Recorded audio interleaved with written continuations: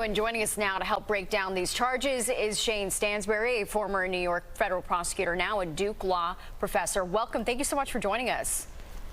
Thank you.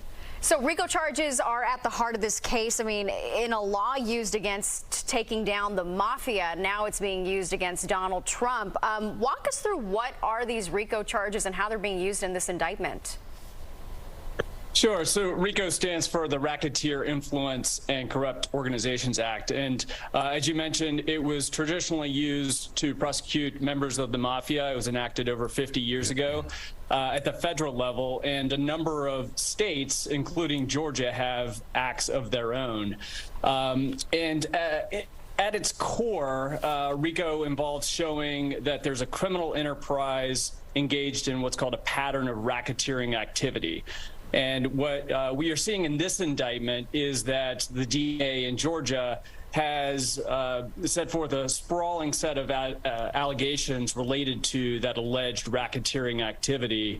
And there's a number of different buckets that they go into, from false claims of election fraud and pressuring state officials, all the way to conspiring to steal voter data and tampering with voting equipment. And Shane, what stood out to you most about the indictments? Was it the number of people who was involved, who has not been indicted? What sort of really jumped out at the page of you the most of these charges?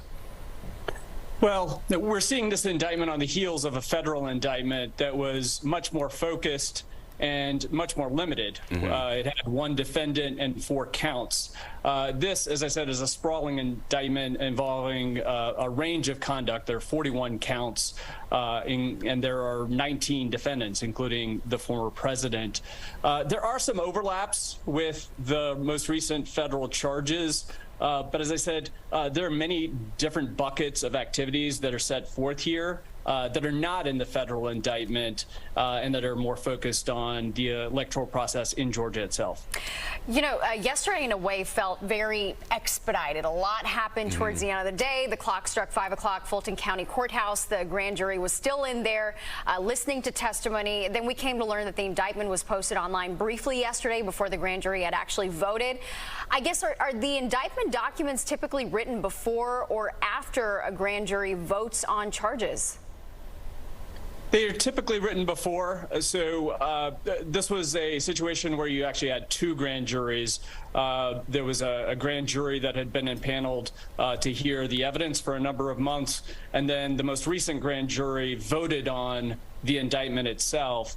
And so that's not terribly uncommon, but in most straightforward cases, you would only have 1 grand jury. But in either case, the prosecutors usually draft that indictment ahead of time.